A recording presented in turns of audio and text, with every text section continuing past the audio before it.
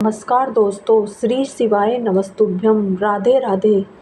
वट सावित्री व्रत ज्येष्ठ माह के कृष्ण पक्ष की अमावस्या तिथि को मनाया जाता है। इस बार वट सावित्री का व्रत 6 जून को रखा जाएगा। इस दिन सुहागिन महिलाएं पति की लंबी उम्र के लिए व्रत रखती हैं। वट सावित्री व्रत के दिन बरगद के पेड़ की पूजा की जाती है। सनातन धर्म में वट सावित्री व्रत का बेहद विशेष महत्व है। यह व्रत महिलाएं अपने पति की लंबी उम्र की कामना के लिए रखती हैं। इस दिन महिलाएं बरगद या वट वृक्ष की पूजा करती हैं। उत्तर भारत में यह त्योहार पूरी श्रद्धा के साथ मनाया जाता है। इस बार वट सावित्री का व्रत 6 जून बृहस्पतिवार को रखा जाएगा।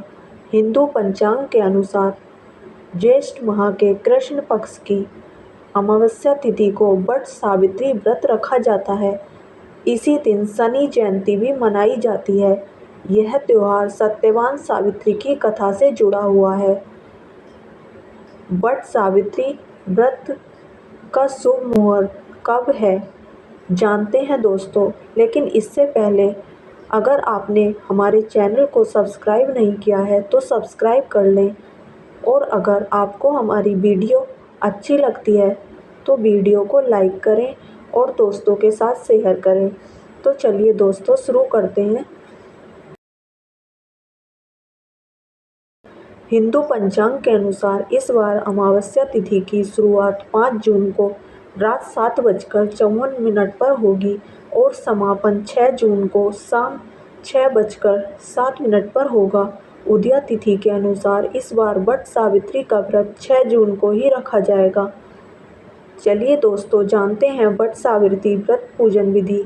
महिलाएं इस दिन सुबह जल्दी उठकर स्नान कर लें। स्नान करने के बाद साफ कपड़े पहने और पूरा श्रृंगार करें। इसके बाद बांस की टोकरी में पूजा का सारा सामान रखें। इस दिन पहले घर पर पूजा करें। पूजा करने के बाद सूर्यदेव को लाल फूल और तांबे के लोटे से अर्घ्य दें। इसके बाद आपके घर के पास जो भी बरगद का पेड़ हो वहां जाएं, वट वृक्ष की जड़ पर जल चढ़ाएं। फिर देवी सावित्री को कपड़े और श्रृंगार का सामान अर्पित करें। इसके बाद वट वृक्ष को फल और फूल अर्पित करें। इसके बाद कुछ देर वट वृक्ष पर पंखे से हवा करें। रोली से वट वृक्ष की 108 बार परिक्रमा करें और वट सावित्री की व्रत कथा सुनें। तो चलिए दोस्तों, अब जानते हैं कि क्यों की जाती है इस दिन वट वृक्ष की पूजा। वट वृक्ष में ब्रह्मा विष्णु महेश त्रिदेवों का वास होता है। बरगद के तने में भगवान विष्णु का वास माना जाता है। जड़ में ब्रह्मदेव का वास माना जाता है। शाखाओं में भगवान शिव का वास होता है। वट की लटकती शाखाओं को सावित्री स्वरूप मानते हैं, इसलिए ये पूरा पेड़ पूजनीय हो जाता है। वट वृक्ष लंबे समय तक अक्षय रहता है, इसलिए इसे अक्षय वट भी कहते हैं। यही कारण है कि हिंदू धर्म में इस वृक्ष को पूजनीय माना गया है। तो चलिए दोस्तों, अब जानते हैं वट सावित्री व्रत कथा। पौराणिक मान्यताओं के मुताबिक मद्र देश में अश्वनी नाम के धर्मात्मा राजा राज्य करते थे। उनकी कोई संतान नहीं थी। राजा ने संतान प्राप्ति के लिए यज्ञ करवाया, जिसके कुछ समय बाद उन्हें एक कन्या की प्राप्ति हुई। उसका नाम उन्होंने सावित्री रखा। विवाह योग्य होने पर सावित्री को वर खोजने के लिए कहा गया, तो उसने दुर्सेन के पुत्र सत्यवान को पति के रूप में वरण किया। यह बात जब नारद जी को मालूम हुई तो वे राजा अश्वनी से बोले कि सत्यवान अल्पायु है, 1 वर्ष बाद ही उनकी मृत्यु हो जाएगी। नारद जी की बात सुनकर उन्होंने पुत्री को समझाया, पर सावित्री सत्यवान को ही पति रूप में पाने के लिए अड़िग रही। सावित्री के दृढ़ रहने पर आखिर राजा अश्वपति ने सावित्री और सत्यवान का विवाह कर दिया। सावित्री सास ससुर और पति की सेवा में लगी रही। नारद जी ने मृत्यु का तो जो दिन बताया था उस दिन सावित्री भी सत्यवान के साथ वन को चली गई। वन में सत्यवान ज्यों ही पेड़ पर चढ़ने लगा, उसके सिर में असहनीय पीड़ा होने लगी। वह सावित्री की गोद में अपना सिर रखकर लेट गया। थोड़ी देर बाद सावित्री ने देखा कि उनके दूतों के साथ हाथ में पास लिए यमराज खड़े हैं। यमराज सत्यवान के अंगु प्रमाण जीभ को लेकर दक्षिण दिशा की ओर चल दिए। सावित्री को आते देख यमराज ने कहा, हे पति परायणे, जहाँ तक मनुष्य साथ दे सकता है तुमने अपने पति का साथ दे दिया, अब तुम लौट जाओ। सावित्री ने कहा, जहाँ तक मेरे पति जाएंगे वहाँ तक मुझे जाना चाहिए, यही सनातन सत्य है। यमराज ने सावित्री की धर्म परायण वाणी सुनकर वर मांगने को कहा।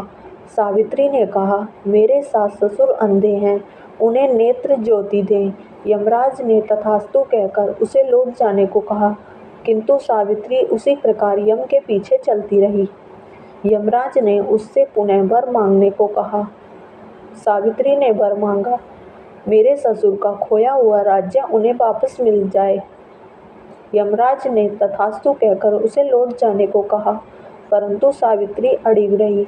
सावित्री के पति भक्ति व निष्ठा देखकर यमराज पिघल गए। उन्होंने एक और वर मांगने के लिए कहा।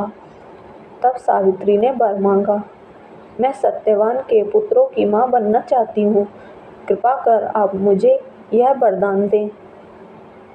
सावित्री की पति भक्ति से प्रसन्न हो इस अंतिम वरदान को देते हुए यमराज ने सत्यवान को पास से मुक्त कर दिया और अदृश्य हो गए। सावित्री अब उसी वट वृक्ष के पास आई। वट वृक्ष के नीचे पड़े सत्यवान के मृत शरीर में जीव का संचार हुआ और वह उठकर बैठ गया। सत्यवान के माता पिता की आंखें ठीक हो गईं और खोया हुआ राज्य वापस मिल गया। इसके साथ ही अगर आप चाहते हैं आपको इस व्रत का पूरा फल मिले तो इसके लिए आपको बरगद के पेड़ पर ये एक चीज़ चढ़ा देनी है, जिससे आपके पति की उम्र लंबी होगी और आपका दाम्पत्य जीवन सुखी रहेगा। उसके लिए आपको दोस्तों क्या करना है, उसके लिए आपको वट सावित्री व्रत के दिन बरगद के पेड़ पर गाय का शुद्ध दूध जल में मिलाकर चढ़ाना चाहिए। ऐसा करने से सभी इच्छाओं की पूर्ति होती है। ऐसा कहा जाता है कि बरगद के पेड़ में भगवान विष्णु, शिव जी और ब्रह्मदेव का वास होता है। ऐसे में अगर बरगद के पेड़ की पूजा विधि अनुसार की जाए तो जीवन की सभी प्रकार की बाधाएं दूर होती हैं, क्योंकि यह वृक्ष साक्षात ईश्वर का प्रतीक माना जाता है। साथ ही इसमें सकारात्मक शक्तियों का संचार होता है। ऐसे में कोशिश करें, अगर आप व्रत न भी कर रहे हैं तो आपको वट वृक्ष की पूजा ज़रूर करनी चाहिए। अगर आपको हमारा वीडियो पसंद आया तो वीडियो को लाइक करें और कमेंट बॉक्स में हर हर महादेव अवश्य लिखें। धन्यवाद।